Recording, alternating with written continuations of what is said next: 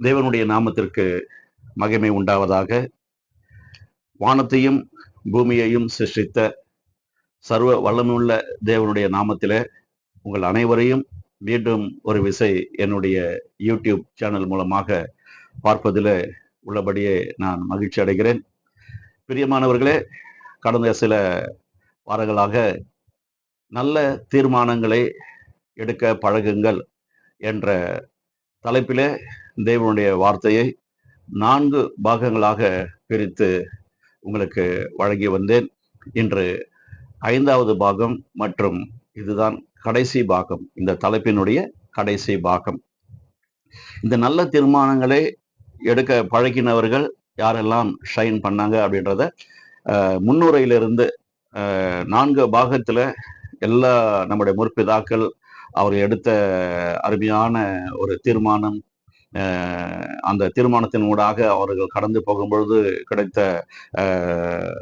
என்ன சந்தித்த சில பிரச்சனைகள், அந்த பிரச்சனைகளிலே அவர்கள் எவ்வளவு பொறுமையோடும் விசுவாசத்தோடும் கூட இருந்த பொழுது கர்த்தர் அவர்களுக்கு உதவி செய்து அவர்களை எல்லா பிரச்சனையில இருந்தும் விலக்கி மீட்டார், ரட்சிப்பை கொடுத்தார், வெற்றி சிறக்க பண்ணினார் என்பதையெல்லாம் நாம் பார்த்து வந்தோம். தாவீதுடைய வாழ்க்கையில செய்த அற்புதங்கள், அவர் எடுத்த தீர்மானங்களுக்கு கிடைத்த வெகுமதி, யோசேப்பு அதே மாதிரி அவருடைய குடும்பத்துல எப்படிப்பட்ட பிரச்சனைகள் வந்தது, அதன் ஊடாக அவர் கடந்து போகும்பொழுது இறைவன் அவருக்கு எப்படி உதவி செய்து அவரையும் ஒரு பெரிய வெற்றியாளராக மாற்றினார் என்று பார்த்தோம். கடைசியாக நாம் பார்க்கும் பொழுது அந்த கெட்ட குமாரன் கதை முடிவிலே பார்க்கும் பொழுது அவர் மனம் திரும்பி இறைவனிடத்தில் வருகிறார், அவர் நல்ல குமாரனாக மாற்றப்படுகிறார். அவருடைய குடும்பத்துல எப்படிப்பட்ட பிரச்சனைகளை அவரும் சந்தித்தார். இறைவனை நோக்கி பார்க்கும் பொழுது மனம் திரும்பி வரும் பொழுது அப்படிப்பட்ட தீர்மானத்தை எடுத்த அந்த சகோதரனுக்கு நம்முடைய இறைவன் வந்துட்டு எப்படிப்பட்ட ஒரு சந்தோஷத்தை அவருக்கு கொடுத்தார், வெகுமதியை கொடுத்தார், ரட்சிப்பை கொடுத்தார், அவருடைய பாவங்களை எல்லாம் மன்னித்தார். இதெல்லாம் நம்ம பார்த்து வந்தோம். இன்று கடைசியாக இன்னொரு குடும்பம் என்று சொல்வதை விட உலகத்தில நுழைந்த முதல் குடும்பம், அதாவது ஆதாம் ஏவாள் அவர்களுடைய 2 பிள்ளைகள் காயின் மற்றும் ஆபேல், இவர்களை பற்றி நம்ம பார்க்க போகிறோம். என்னவோ தெரியலைங்க, இந்த நல்ல தீர்மானங்களை எடுக்க பழகுங்கள் என்று நான் தியானம் செய்ய ஆரம்பித்ததிலிருந்து இந்த குடும்பத்தை எல்லாம் நான் தியானம் செய்து கொண்டிருக்கிறேன். இதுல வந்து ஒண்ணு புரியுதுங்க, முதல் கொணல் முற்றும் கொணல் என்று சொல்வார்கள் பாருங்க. முதல் குடும்பத்திலேயே அண்ணன் என்ன பண்றான், தம்பியை வந்துட்டு கொலை செய்யறாங்க. அது எப்படிங்க அது? எங்க பார்த்தா எந்த படத்தை பார்த்தா இன்னைக்கு நிறைய கொலைகள் நடக்குதுன்னா, நிறைய சண்டை சீன், அதுக்கப்புறம் இந்த கொலை பண்ற சீன் எல்லாம் டிவிலையும் அந்த சினிமாலையும் காட்டுறாங்க, அதனால பசங்க கெட்டு போறாங்க அப்படின்னு சொல்றோமே. அவங்க எந்த படத்தை பார்த்தாங்க? யார் கொலை பண்ணதை பார்த்தாங்க? எப்படி அப்படிப்பட்ட ஒரு தீவிரமான ஒரு முடிவு பண்ணார் அவரு? எல்லாரும் நல்ல தீர்மானம் பண்ணாங்கன்னு நம்ம பார்த்தா, காயின் பாருங்க, அந்த குடும்பத்துல எல்லாமே குடும்பத்துல முன்ன பிறந்தவங்க தான் இவ்வளவு பிரச்சனைக்கும் காரணமா இருக்கிறாங்க. கடைசியா பிறந்தவங்க பாத்தீங்கன்னா ரொம்ப பொறுமையா இருந்திருக்கிறாங்க, விசுவாசத்தை காத்து கொண்டிருக்கிறாங்க, இறைவனை நோக்கி பார்த்து பயபக்தியோட கூட வாழ்ந்திருக்கிறாங்க. அவங்க எல்லாம் நம்மளுக்கு ஒரு ரோல் மாடலா நம்ம எடுத்துக்கணும் அப்படின்னு சொல்லியிருந்தேன். அதே மாதிரிதான் முதல் குடும்பத்துல 2 பேர் தான், காயின் ஆபேல். இளைய மகன் வந்துட்டு பாத்தீங்கன்னா இறைவனுக்கு வந்துட்டு பிடிச்ச மாதிரி நடந்துக்கிறாரு. அதெல்லாம் நம்ம பார்க்க போறோம் பின்னாடி. இறைவனுக்கு பிடிச்ச மாதிரி நடந்தத காயின் அதை பார்த்து இறைவனை அந்த தம்பியை மட்டும் என்னுடைய தம்பியை மட்டும் ஆசீர்வதிக்கிறார், என்ன வந்துட்டு ஆசீர்வதிக்கலையா அப்படின்ற ஒரு வெறுப்பு காழ்ப்புணர்ச்சி எவ்வளவு பெரிய கொலைகாரனா அதை மாத்தி போடுது பாருங்க. இதுதான் வந்துட்டு அந்த காரியம். இப்போ வந்துட்டு தேவனுடைய வார்த்தையை நாம் தியானிக்க ஒரு வசனத்தை நான் தெரிந்து கொண்டிருக்கிறேன். அந்த வசனத்தை நான் உங்களுக்கு வாசிக்க வேண்டும். 1 கொரிந்தியர் 13வது அதிகாரம் 1லிருந்து 8 வசனங்கள் வாசிக்கிறேன். இதை வாசித்துட்டு நம்ம வந்துட்டு தியானம் செய்ய போகிறோம். நான் மனுஷர் பாஷைகளையும் தூதர் பாஷைகளையும் பேசினாலும் அன்பு எனக்கு இராவிட்டால் சத்தமிடுகிற வெண்கலம் போலவும் ஓசையிடுகிற கைத்தாளம் போலவும் இருப்பேன். நான் தீர்க்க தரிசன வரத்தை உடையவனாயிருந்து சகல ரகசியங்களையும் சகல அறிவையும் அறிந்திருந்தாலும் மலைகளை பேர்க்கத்தக்க சகல விசுவாசம் உள்ளவனாயிருந்தாலும் அன்பு எனக்கு இராவிட்டால் நான் ஒன்றுமில்லை. எனக்கு உண்டான யாவற்றையும் நான் அன்னதானம் பண்ணினாலும், என் சரீரத்தை சுட்டெரிக்கப்படுவதற்கு கொடுத்தாலும், அன்பு எனக்கு இராவிட்டால் எனக்கு பிரயோஜனம் ஒன்றுமில்லை. அன்பு நீடிய சாந்தமும், தயவும் உள்ளது. அன்புக்கு பொறாமை இல்லை. அன்பு தன்னை புகழாது, இருமாப்பாய் இராது, அயோக்கியமானதை செய்யாது, தற்பொழிவை நாடாது, சினமடையாது, தீங்கு நினையாது, அநியாயத்தில் சந்தோஷப்படாமல் சத்தியத்தில் சந்தோஷப்படும், சகலத்தையும் தாங்கும், சகலத்தையும் விசுவாசிக்கும், சகலத்தையும் நம்பும், சகலத்தையும் சகிக்கும். அன்பு ஒரு காலம் ஒழியாது. இந்த அருமையான கேரக்டரை வந்துட்டு விளக்கி சொல்றாரு நம்ம பவுலடிகள். இவ்வளவு அன்பு நிறைந்த ஒரு ஆத்மா இந்த பூமியில இருக்கா அப்படின்னு பார்த்தா கிடைக்காதுங்க. நம்ம அதை ஒத்துக்கிட்டு தான் ஆகணும். இறைவனை நம்ம பிடிச்சிருக்கிறோம், இறைவனுடைய அன்பை நம்ம ருசிக்க ஆரம்பிச்சிருக்கிறோம். 100% நம்மளால இறைவனை போல நேசிக்க முடியுதா அப்படின்னு பார்த்தீங்கன்னா, படிக்க, வாசிக்க, தியானம் பண்ண கூட நல்லா இருக்கு. ஆனா பிராக்டிகல் லைஃப்ல நம்ம வந்துட்டு தவறுறோம். நிறைய பேர் தவறும். அது வந்துட்டு அதை நம்ம சரி செஞ்சு கொள்ளக்கூடிய சூழ்நிலையில தான் இன்னைக்கு இறைவன் நம்மளோட கூட பேசுறாரு. அதையும் நம்ம ஒத்துக்கொண்டாகணும். அது இவ்வளவு அன்பு நிறைந்த அந்த அன்பு சகலத்தையும் தாங்கும், சகலத்தையும் சகிக்கும், அன்புக்கு ஒரு நாளும் பொறாமை இல்லை, அநியாயத்தில் சந்தோஷப்படாது, சத்தியத்தில் மட்டுமே சந்தோஷப்படும். இந்த இவ்வளவு குணாதிசயங்கள் அடங்கிய ஒரே ஒரு நபர் யாருன்னு பார்த்தீங்கன்னா, இந்த உலகத்துல நம்முடைய இரட்சகராகிய ஆண்டவர் ஆகிய நம்முடைய மீட்பராய் இருக்கிற அண்ணன் இயேசுதாங்க. அந்த அன்புக்கு இணை இந்த பூமியில எந்த குடும்பத்திலும் நம்முடைய எந்த சகோதரர்களும் பார்க்க முடியாது, எந்த சகோதரிகளும் பார்க்க முடியாதுங்க.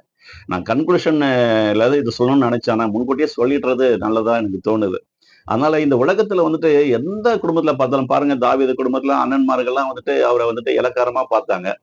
அதே போல யோசேப்பு குடும்பத்துல இளக்காரமா பார்த்ததுல அவரை சாகடிக்கணும், அவருடைய ஜீவனையும் எடுத்துடணும்னு முடிவு பண்ணாங்க.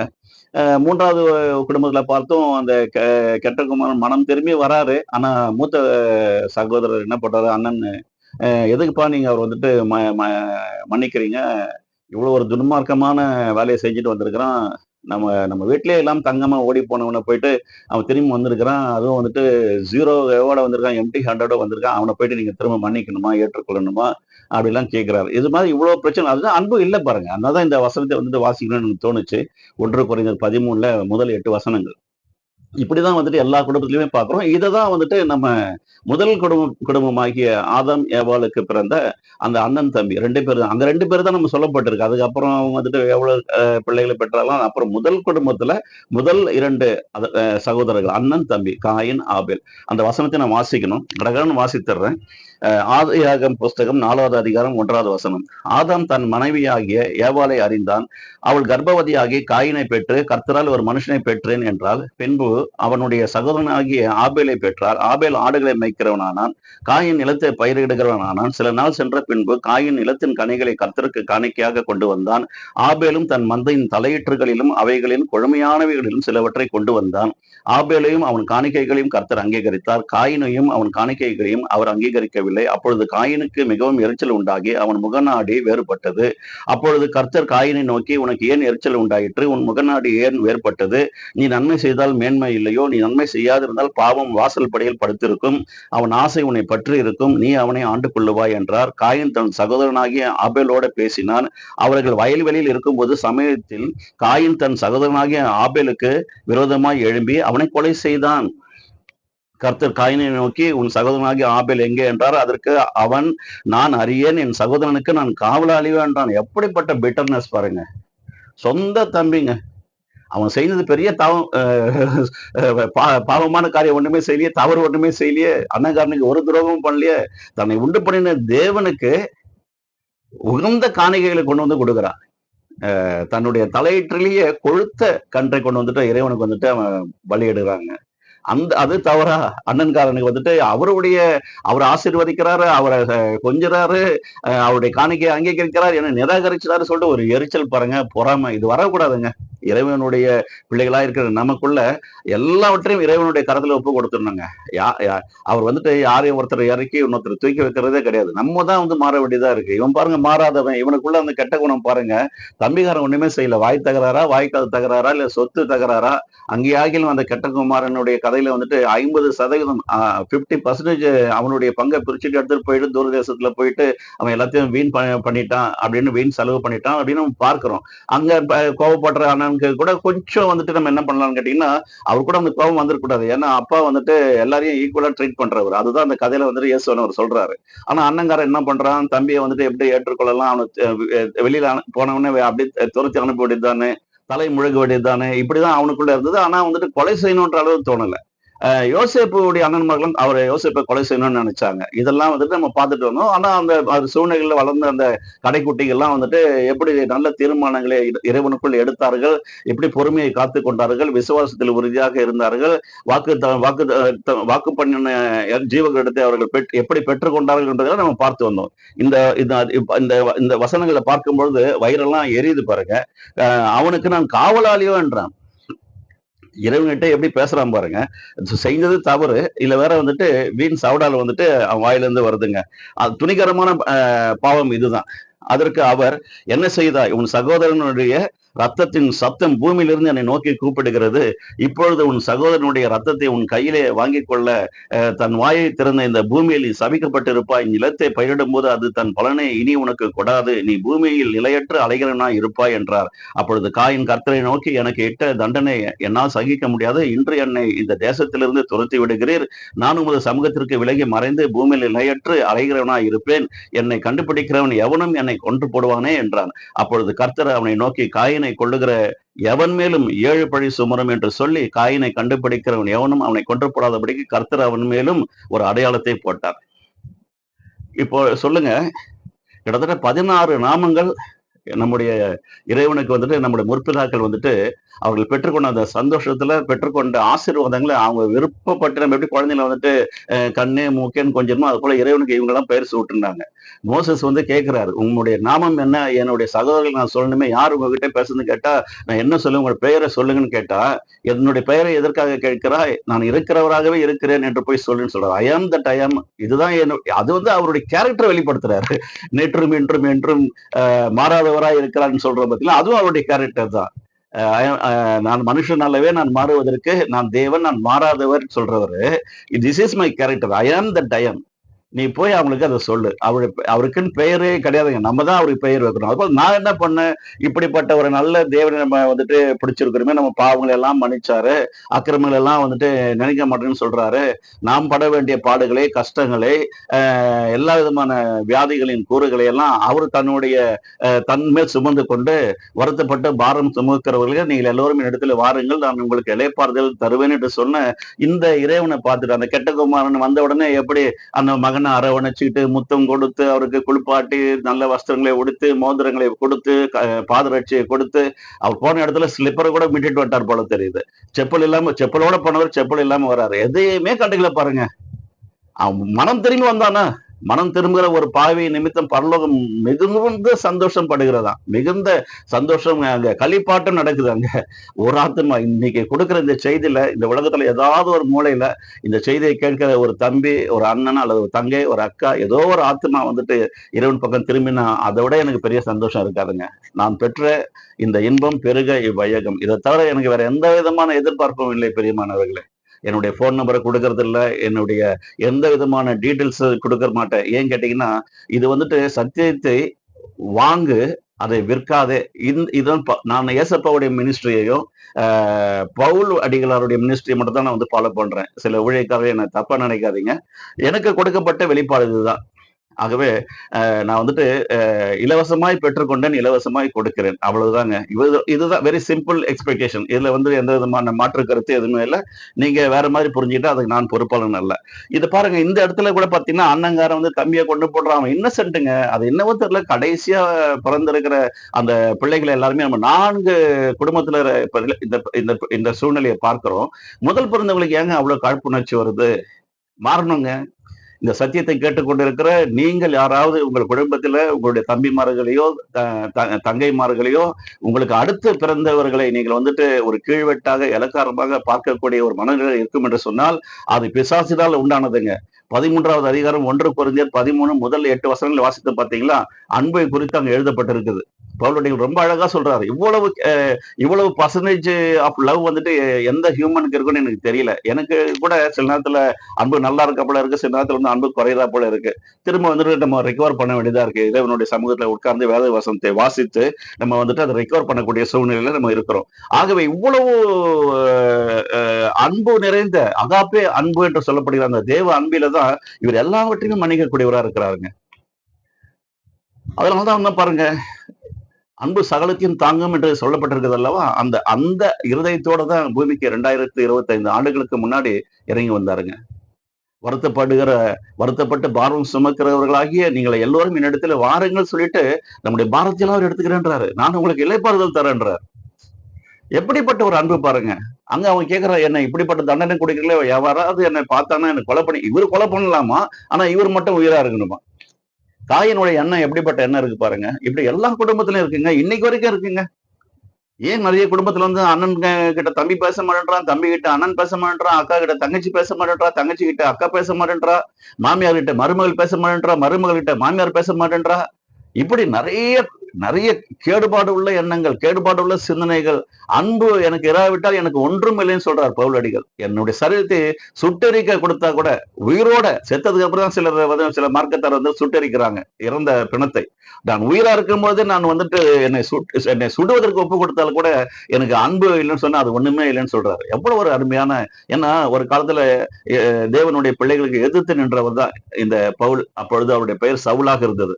இறைவன் அவரை வந்துட்டு சந்திக்கிற பொழுது கண்கள் குருடாகி தன் கையில இருக்கிற தன் பிடிமானம் இல்லாமல் கீழே விழுகிறார். யாராவது ஒருத்தர் தாங்களா என்ன தூக்கி பிடிக்க மாட்டாங்கன்னு கேட்டுட்டு அந்த சூழ்நிலை இருக்கிற ஒரு நேரத்துலதான் ஆண்டவனே யார் என் இடத்துல பேசுகிறீர் என்று சொல்லி பவுலடிகள் கேட்கிறார். அப்ப இயேசு அவரோட கூட பேசுறார். முள்ளில் உதைக்கிறது உனக்கு கடினமா இருக்குமோ, ஏன் என்னை துன்பப்படுத்துகிறாய்? நான் எப்ப உங்களை துன்பப்படுத்தினேன்? அவருடைய பிள்ளைகளை வந்து துன்பப்படுத்தினா இறைவனையே துன்பப்படுத்துவதற்கு சமம் தானே.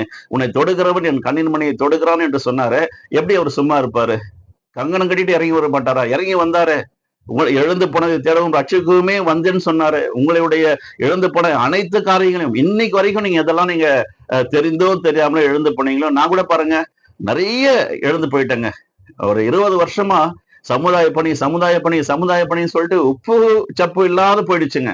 20 வருஷம் என்னுடைய சம்பாதனை, என்னுடைய பிசினஸ்ல வந்து அவ்வளவு பணத்தையும் வந்துட்டு குடும்பத்துக்கு பாதி செலவு பண்ணிருக்கேன், பாதி வந்துட்டு இந்த சமுதாயத்துக்கே செலவு பண்ணேன். எப்படியும் என் தேவன் வந்துட்டு எனக்கு திரும்ப கொடுப்பாரு, அது வேற விஷயம். ஆனால் இன்னும் இப்பொழுதுதான் நான் உங்களுக்கு கொடுக்கிற இந்த உபதேசமே எனக்கு முதலா நான் கொடுத்துக்கிறேன். நல்ல தீர்மானங்களை எடுக்க பழகுங்கள். அப்படி எடுக்கும் பொழுது நிச்சயமா நம்ம மேல வருவோங்க. கீழாகாமல் மேலாயிருப்பாய், வாளாகாமல் தலையாயிருப்பாய், நீ செய்வதெல்லாம் வாய்க்கும் சொன்னாரு. அது போல இறைவன் வந்து நம்மளை தூக்கி எடுக்கிறவரா இருக்கிறாரு. இதனாலதான் நான் என்ன பண்ண பாத்தீங்கன்னா, எல்லாரும் அவருக்கு ஒரு நாமத்தை சூட்டுறாங்க.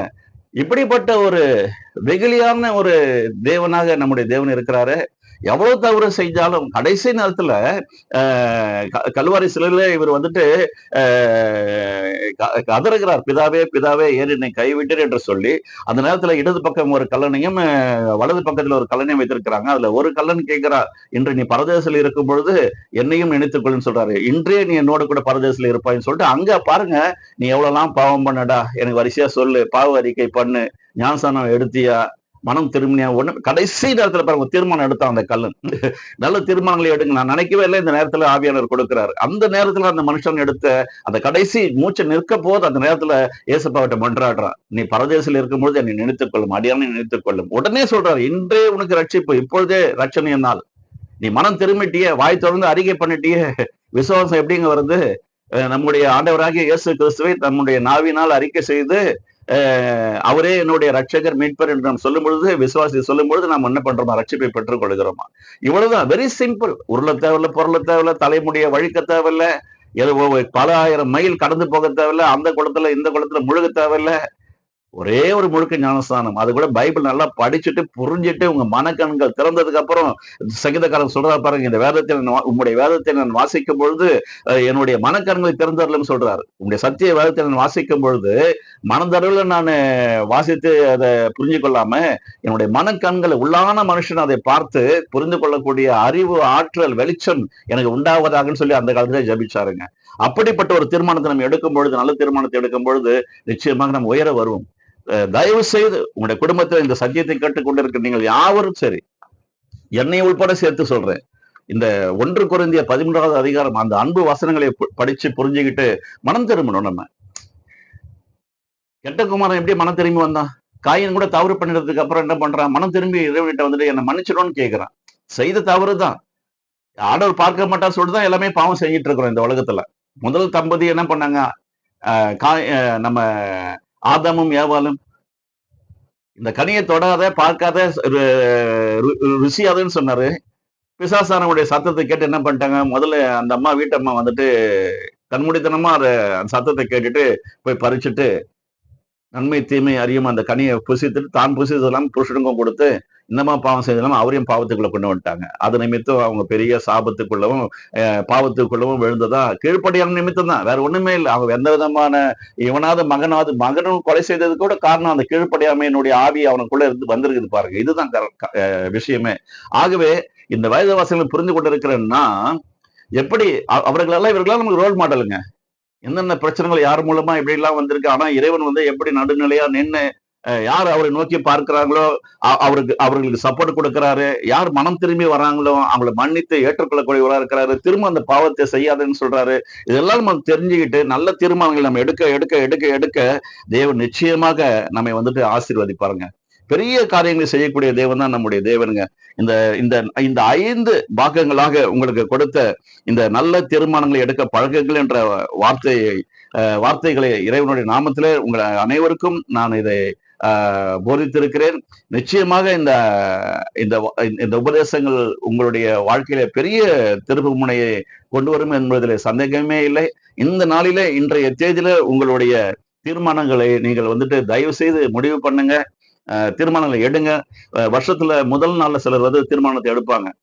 இந்த வருஷத்துல இருந்து நான் வந்துட்டு இதை செய்ய மாட்டேன், இதை நான் பண்ண மாட்டேன், நான் சேமிப்பு பழக்கத்தை செய்வேன். நல்ல தீர்மானங்கள் எடுங்க. முக்கியமா வந்து சேமிக்கிறதுக்கு கத்துக்கிடுங்க. நல்ல உடற்பயிற்சி செய்வதற்கு தீர்மானங்களை எடுங்க. நேரத்துக்கு சாப்பிடுறதுக்கு தீர்மானம் எடுங்க. நேரத்துக்கு தூங்குறதுக்கு தீர்மானம் எடுங்க.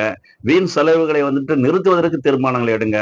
உங்களுடைய எதிர்காலம் எல்லாமே பின்னானவைகளை மறந்து முன்னானவைகளை நோக்கி இலக்கை நோக்கி தொடர்கிறேன் என்று பவுலடிகள் சொன்னார் பார்த்தீங்களா? அப்படிப்பட்ட ஒரு இலக்கை நீங்க வந்துட்டு நீங்க செட் பண்ணணும். அந்த உசேன் போல்ட் ஒரு குக்கிராமத்துல பிறந்திருந்தாருங்க. யாருக்குமே தெரியாது. ஆனால் அந்த 100 மீட்டர் ஓட்டப்பந்தயத்திலும் 200 மீட்டர் ஓட்டப்பந்தயத்திலும் எவ்வளவு ஒரு அழகான ஒரு மின்னல் வேகத்துல ஓடி 9 செகண்ட் மற்றும் 19 செகண்ட் அவ்வளவுதான்.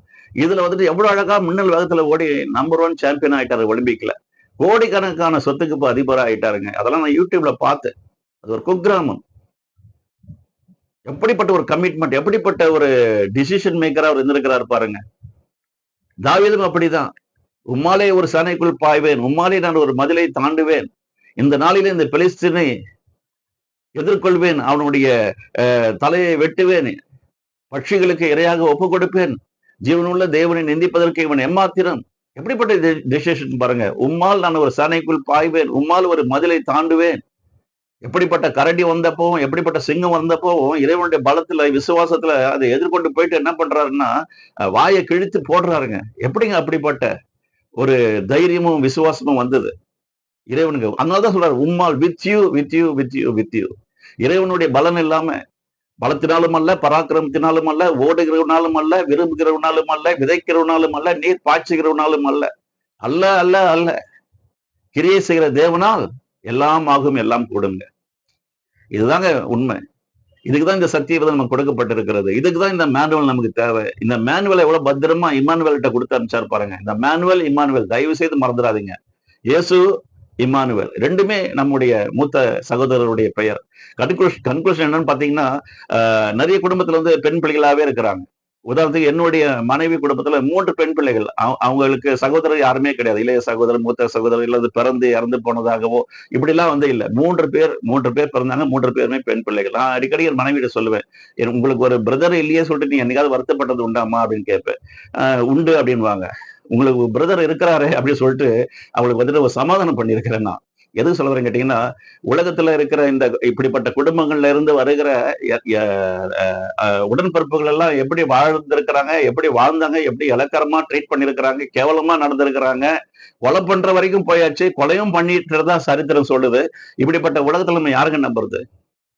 அதனால நம்ம உடன்பிறப்புகள் நம்ம நம்ம வந்து நண்பர்களா தான் அவங்கள பார்க்கணும். இவர் அண்ணன், நான் தம்பி, அவர் அக்கா, நான் தங்கச்சின்னு இல்லாம, நம்ம எல்லாருக்கும் ஒரே ஒரு சகோதரன் தாங்க. நமக்கு பின்பாக பிறந்தவர் அல்ல, நமக்கு முன்பாக பிறந்தவர். ஆதாம், ஏவாள் இந்த பூமிக்கு வருவதற்கு முன்பாகவே இதோ என்னுடைய நேசகுமாரன் சொல்றாரு பாத்தீங்களா? அந்த நேசகுமாரன் பிதாவுடைய வலது பார்சத்துல ஆரம்பத்திலே உட்கார்ந்து இருக்கிறாருங்க. அவருக்காக அவரை கொண்டு அவருக்கென்று இந்த பூமியை வந்துட்டு பிதாவாகிய தேவன் உருவாக்கி வச்சிருக்கிறாருங்க. அவருக்குள் சகலமும் அடங்கி இருக்கிறதா.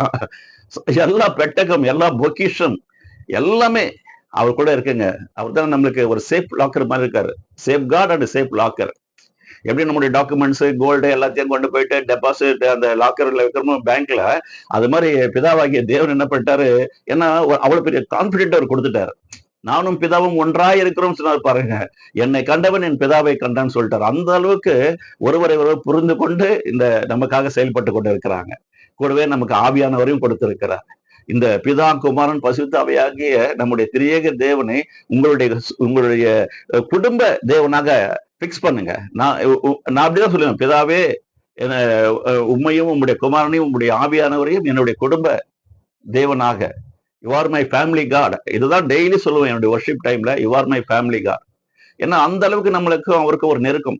எப்படி இயேசு சொல்ல நானும் பிதாவும் ஒன்றாய் இருக்கிறோம், நீங்களும் சொல்லலாம். நானும் திரியேக தேவனும் ஒன்றாய் இருக்கிறோம். நம்ம எல்லாம் ஃப்ரெண்ட்ஸ். இதோ என் இருதயத்துக்கு ஏற்ற தாசன் சொல்லிட்டு ஒருத்தர்ல 2 பேரை சொன்னாருங்க. ஆபிரகாமை பார்த்து சொல்றாரு, Abraham is my friend, David is my friend. என் இருதயத்துக்கு ஏற்ற தாசர்கள். உங்களையும் என்னையும் கூட என்ன பண்றாரு, சிநேகிதனே என்று கூப்பிடுகிறார். இயேசுவானவர் இந்த பூமிக்கு வந்தப்போ, சிநேகிதனே ஏன் சந்தேகப்பட்டாய்? அவரு வந்து நம்ம பிள்ளை மாதிரி, பிள்ளைதான் அவருக்கு, நம்ம மகன் மகளா இருக்கிறோம். ஆனா அதுக்கு மேல ஒரு படி, சிநேகிதனே. யாருங்க நண்பனுக்காக உயிரை கொடுக்கிறாரு? நம்ம அண்ணன் இயேசு. எந்த குடும்பத்திலும் யாரும் வந்து எந்த அண்ணன்மார்களும் வந்து தம்பிக்காக, தங்கைகளுக்காக, தம்பிமார்களுக்காக உயிரை கொடுத்த சரித்திரம் இல்லைங்க. என் ஆடுகளுக்காக என் ஜீவனையே கொடுக்கிறேன்னு சொன்னார். சொன்னவர் மட்டும் இல்ல. அதுதான் சொல்லுவேன் அடிக்கடி. நிறைய பேர் வந்துட்டு வாயில வடை சுடுறாங்க. திருப்திக்காக சொல்லிட்டு போயிடுவாங்க. நாளைக்கு வரேங்க, நான் கொடுக்குறேங்க, நான் பாக்குறேங்கன்னுவாங்க. வரும் போன் பண்ணா மொபைல் ஆஃப் ஆயிருக்கும். இதுதான் விஷயம். யாருக்கும் மனசு இல்லைங்க. கேளுங்கள் கொடுக்கப்படும் சொல்ற ஒரே ஆத்துமா நம்முடைய தேவன் தாங்க, நம்முடைய ரட்சகர் தாங்க. இதெல்லாம் புரிந்து கொள்வதற்காக தான் ஆவியானவரை வந்துட்டு பிதாவாகிய தேவன் அனுப்பி தந்தாருங்க. அது கூட ஏசப்பா தான் கேட்கிறாரு. எனக்கு ஊழியம் செய்தாரே பரிசுத்த ஆவியானவர், கடைசி வரைக்கும் தாயின் வயிற்றில சிசுவா உருவாக்குறாரு பாருங்க. அப்ப பரிசுத்த ஆவியானவருடைய வல்லமையில தான் அவர் பிறக்கிறாரு. கல்வாரி சிலுவையில அவர் வந்துட்டு தொங்கிக்கிட்டு இருக்காரு பாருங்க. அந்த நேரத்துல அவருக்கு அந்த சக்தியையும் பலத்தையும் தைரியத்தையும் கொடுத்தது யாரு நினைக்கிறீங்க? பரிசுத்த ஆவியானவர். அவர் நம்முடைய ஊழியக்காரரா இருக்கிறாங்க. நம்பர் 1 மினிஸ்டர் இந்த ஹோல் வேர்ல்ட். அவர்தான். நிறைய மினிஸ்டர்ஸ் இருக்கிறாங்க. நான் கூட ஒரு சின்ன குட்டி மினிஸ்டரா இருக்கிறேன் இறைவனுடைய பார்வையில. என்னை அவர் பயன்படுத்திட்டு இருக்கிறாரு. அவ்வளவுதான். ஆனா உலகத்தில் உள்ளவனை பார்க்கலும் உனக்குள்ள இருக்கிற இறைவன் பெரியவர் சொன்னார் பாருங்க. அந்த அந்த திரியேக தேவன் தாங்க நமக்கு பெரியவரா இருக்கணும். குடும்பத்துல யார் முன்ன பிறந்திருந்தாலும் இந்த சத்தியத்தை கேட்டிருந்தா, இந்த சத்தியத்தின்படி உங்களுடைய மனசை வந்துட்டு புதுப்பிச்சு கொள்ளுங்க. ஒருவன் கிறிஸ்துவுக்குள் இருந்தால் புது சிருஷ்டியா இருக்கிறான், பழையவைகள் எல்லாம் ஒழிந்து போயின்னு சொல்றாரு பாத்தீங்களா?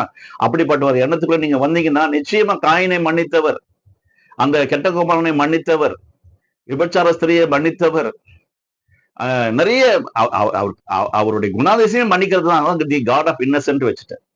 ரொம்ப நேரத்துக்கு சொல்லியிருக்கணும் அவருடைய பெயரை. இப்ப சொல்ற முடியல, முடியிற சமயம் சொல்றேன். நான் வச்சிருக்கிறேன். எல்லா முற்பிதாக்கள் எல்லாம் வச்சாங்க. நம்முடைய முற்பிதாக்களை வச்சாங்க, அவங்களுடைய மனைவிமார்களையும் வச்சாங்க.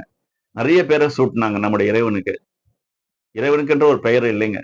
அவருடைய குணாதிசயத்தை பார்க்கும் பொழுது ஐ ஆம் தட் ஐ ஆம் சொல்றாரு. இருக்கிறவராகவே இருக்கிறாராம். இருக்கிறவராகவே இருக்கிறேன், போய் சொல்ல. நான் நேற்றும் இன்றும் என்றும் மாறாதவர், நான் மனுஷனல்ல மாறுவதற்கு, நான் தேவன், நான் மாறாதவர் சொல்றாருங்க. அவரால் மாறவே முடியாதுங்க. மன்னிக்கக்கூடிய இருதயத்தை உடைய அந்த தேவனை பார்த்து நான் தி காட் ஆஃப் இன்னசென்ட், வெகுளியான இறைவனாக எனக்கு அவர் தோன்றாருங்க. ஏன்னா எனக்கு தான் தெரியும் நான் எவ்வளவு பெரிய பாவி. பவுல் சொல்றாரு பாருங்க, ஒத்துக்கணுங்க. நான் பாவியிலே பிரதான பாவின்னு சொல்றாருங்க.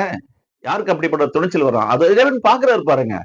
You are my son, come with me, I want to bless you, I want to magnify you, உன்னை ஒரு பெரிய ஜாதியாக்குவேன்னு சொல்றாருங்க. இந்த இன்னும் நான் வருகிற காலங்கள்ல நிறைய தலைப்புகளில வந்துட்டு நிறைய வந்துட்டு பைஹார்ட் பண்ணி வச்சிருக்கேன் இறைவனுடைய வார்த்தையை. நம்ம பணத்தை காசு சம்பாதிச்சனா இல்லையா தெரியாது, இறைவனுடைய வார்த்தையையும் வாக்கு தத்துவங்களையும் நான் வந்து நிறைய சம்பாதிச்சு வச்சிருக்கிறேங்க. நான் சாகும் பொழுது கூட சமாதானத்தோடு கூட சாகணும்னு இறைவன் விரும்புறாருங்க. செத்ததுக்கு அப்புறம் RIPன்னு எழுதவே கூடாது, நான் முடிவே பண்ணிட்டேன். ரெஸ்ட் இன் பீஸ் வந்து செத்ததுக்கு அப்புறம் எதுக்கு நமக்கு அந்த நேரத்துல சமாதானம் தேவைப்படுது? எந்த கடன்காரன் வந்து நம்ம தொல்லை கொடுக்க போறான்? எந்த வியாதி வந்து நம்மள வந்துட்டு சீண்ட போகுது? எந்த மருத்துவருக்கு அந்த இடத்துல ஃபீஸ் கட்ட போறேன்? யாருக்கு நான் வாடகை கொடுக்கணும்? யாருக்கு நான் டாக்ஸ் பே பண்ணணும்? ஒண்ணுமே இல்லையா, சிம்பிளா தூங்க போறேன். ஏசப்பா வர வரைக்கும். வந்ததுக்கு அப்புறம் எழுப்பி போயிட்டே இருக்க போறேன், மகிமின் சரீரத்தோட கூட. அங்க எதுக்கு எனக்கு ரெஸ்ட் இன் பீஸ்? வாழ்கிற நாட்களில என்னுடைய மெய் சமாதானத்தை நான் உனக்கு தருகிறேன், என் மெய் சமாதானத்தை நான் உனக்கு வைத்து போகிறேன், அதை எடுத்துக்கொள், சந்தோஷமா இரு, சமாதானத்தோடு கூட இரு, தெய்வீக சுகத்தோடு வாழு, பாதுகாப்போடு கூட வாழு, நான் உன்னோடனே கூட இருக்கிறேன், உன்னை கைவிடுவதில்லை, உன்னை விட்டு விலகுவதில்லைன்னு சொல்லியிருக்கிறாரு. இந்த இந்த ரட்சகரை உங்களுடைய உங்களுடைய குடும்பத்திற்கு தலைவராக பிக்ஸ் பண்ணுங்க. நீங்க தானப்பா என் குடும்ப தலைவர், நான் அல்ல. இந்த முழு சரீரத்திற்கும் தலை எப்படி பிரதானமா இருக்கோ அப்படிதான் இயேசுவானவரை பிதாவாகிய தேவன் நமக்கு கொடுத்திருக்கிறாருங்க. அவரை முன்ன வச்சுக்கோங்க. அண்ணன் தம்பி பிரச்சனை எல்லாம் வேண்டாம், அக்கா தங்கைகள் பிரச்சனை எல்லாம் வேண்டாம், இன்லாஸ் பிரச்சனை எல்லாம் வேண்டாம், மாமியார் மருமகள் பிரச்சனைகள் வேண்டாம், எந்த பிரச்சனையும் சொத்து தகராறு வேண்டாம், எல்லாத்தையும் இங்க தாங்க வச்சுட்டு போக போறோம். குப்பையாக எண்ணுகிறேன்னு சொல்லிட்டாருங்க. குப்பைங்க. என் ஃப்ரெண்ட் ஒருத்தர் சொல்லுவார், மைக்கேல் ராஜ், அவர் பாஸ்டரா இருக்கிறாரு, என்னுடைய கம்பெனில அவர் வந்து ஒரு காலத்துல ஒர்க் பண்ணாரு. அதுக்கப்புறம் ஒரு 20 வருஷத்துக்கு மேல அவர் வந்துட்டு தேவனின் ஆளுகை சபை என்று நடத்தி கொண்டிருக்கிறாரு, குறுக்குப்பட்டில இருக்கு. அவர் சொல்லுவார், மணின்னு எல்லாம் சொல்றாங்க, நான் வந்து அதை பாக்குறது ஒரு பேப்பரா பாக்குறேன்னு. எவ்வளவு சிம்பிள் ஆகிட்டா இருப்பாருங்க. It's just like a paper. Don't give much importance to lower level currency. We have a higher level currency that's called mercy. Every morning, every dawning, the fresh and new grace and mercy cometh down from above, from heavenly kingdom. இந்த faith நமக்கு இருந்தா போதுங்க. அவரை நோக்கி பார்க்கணும், அவரை நோக்கி பார்க்கணும், வேற யாரையும் நோக்கி பார்க்காதீங்க. நாசில சுவாசம் உள்ள மனுஷனை நம்புவதற்கு அவன் ஏமாத்திரும். அவனால ஒண்ணுமே, அவன் ரட்சிக்க திராணி இல்லாதவனுங்க. சிலர் குதிரைகளை குறித்து மேன்மை பாராட்டுகிறார்கள், சிலர் ரதங்களை குறித்து மேன்மை பாராட்டுகிறார்கள், நானும் ஜீவனுள்ள தேவனை குறித்து மேன்மை பாராட்டுவேன்னு சொல்றாங்க. இப்படிப்பட்ட தைரியம், இப்படிப்பட்ட விசுவாசம் நமக்கு இருக்குது சொன்னா எந்த பிரச்சனை வந்தாலும் நம்ம வந்துட்டு சாதனையாளரா மாறுவாங்க. டிசிஷன் மட்டும் நம்ம கரெக்டா எடுக்கணும். தயவு செய்து என்னால என்னுடைய குடும்பத்துக்கு எந்த பிரச்சனையும் வரக்கூடாது ஆண்டவனே அப்படின்னு சொல்லிட்டு ஒவ்வொரு நாளும் வேண்டுங்க. காயின் வந்து மனம் திரும்பினான். அந்த மூத்த சகோதரன் கூட அப்பா கிட்ட மன்னிப்பு கேட்டிருப்பான்னு நினைக்கிறேன். அதுக்கப்புறம் கெட்ட குமாரன் நல்ல குமாரனா மாறிட்டாரு. அதே போல பாத்தீங்கன்னா யோசேப்பு வந்துட்டு கொலை பண்ணணும்னு முடிவு பண்ணாங்க. கடைசியில அவர் தான் வந்துட்டு இவர்களுக்கெல்லாம் வந்துட்டு ஜீவ ரட்சணத்தை கொடுக்குறாரு, உணவெல்லாம் கொடுக்குறாரு. தம்பிக்காரன் போனா கொலை பண்ணிட்டோன்னு அந்த அளவுல அப்படி பாருங்க, டேர்னிங் பாயிண்ட் வந்துச்சு பாருங்க. ஒரு காலத்துல அவங்க டாமினேட் பண்ணாங்க, கடைசியில அவங்களே டம்மி பீஸ் ஆகிட்டாங்க. இதுதாங்க விஷயம். அதனால யாரையும் நம்ம வந்துட்டு கடிந்து கொள்ள வேண்டாம், யாருடைய மனசையும் கஷ்டப்படுத்த வேண்டாம். இறைவனை நோக்கி பார்ப்போம். 1 கொரிந்தியர் 13வது அதிகாரத்துல சொல்லப்பட்டபடி, அன்பு எனக்குள்ள இருக்குதா, அன்பு எனக்கு இராவிட்டால் நான் ஒன்றும் இல்லை அப்படின்னு சொல்லுங்க. எல்லாவற்றையும் குப்பையாக பாருங்க, இறைவனை மட்டும் குபேரனா பாருங்க. அவர் தான் நமக்கு தலையா இருக்கிறார், அவர் தான் நமக்கு பாதுகாவலரா இருக்கிறார், அவர் தான் நமக்கு மருத்துவரா இருக்கிறார், நமக்காக ஒரு வழக்காடுகிறார், யுத்தம் உன்னுடையதல்ல அது என்னுடையதுன்னு சொல்றாரு. இப்படிப்பட்ட ஒரு இறைவனை நீங்க இந்த பூமியில உயிர் இருக்கிறவங்க தேடி பார்த்தாலும் கண்டுபிடிக்க முடியாதுங்க. அவர் நமக்காக இறங்கி வந்தாருங்க, தம்முடைய மகிமையை எல்லாம் இங்க வைத்து விட்டு நம்மை போல ஒரு சாதாரண ஒரு மனுஷனாக இந்த பூமிக்கு இறங்கி வந்தாருங்க. நம்முடைய பாவங்கள், துக்கங்கள் எல்லாவற்றையும் சுமந்து தீர்த்தாராம். எல்லாருடைய பாரங்களையும் சுமந்து கல்வாரி சிலுவையில அவர் செய்த காரியங்கள் எல்லாம் முடிந்தது டேடின்றாரு. I accomplished everything, there is no any pending work. அந்த முடித்து வைத்த காரியத்திலிருந்து எல்லாம் முடிந்தது என்ற தலைப்புல கூட நான் வந்துட்டு இறைவனுடைய செய்தியை கொடுக்க நான் ஆயத்தமா இருக்கிறேங்க. தொடர்ந்து பெரிய காரியங்களை இறைவன் நம்ம மத்தியிலே செய்வார். நிச்சயமாக நாம் இந்த சத்தியத்தின் மூலமாக நிறைய வெளிப்பாடுகளை பெற்றுக் கொண்டிருக்கிறோம். நீங்களும் ஆசீர்வதிக்கப்பட்டீர்கள், நான் இன்னும் அதிகமாக ஆசீர்வதிக்கப்பட்டு இன்னும் ஒரு லெவல் அடுத்த படிக்கு நான் மேல் படிக்க நான் என்ன பண்ணிருக்கிறேன்னா என்னுடைய விசுவாசத்தையும் நம்பிக்கையையும் உயர்த்தி இருக்கிறேன்னு நான் சொல்லணும். தேவனுடைய நாமத்தின் மகிமைக்காக சொல்கிறேன். ஆகவே எல்லா துதி கன மகிமையை ஒருவருக்கே செலுத்துகிறோம் அப்பா. எங்கள் அன்பு ரட்சகர் இயேசு ராஜாவின் இணையற்ற விலையேறப்பெற்ற நாமத்தினாலே பரிசுத்த ஆவியானவருடைய உதவியோடு கூட ஒத்தாசையோடு கூட ஜெபித்து வேண்டிக் கொள்ளுகிறோம். எங்கள் ஜீவனுள்ள நல்ல பிதாவே. ஆமேன், ஆமேன். God bless you all.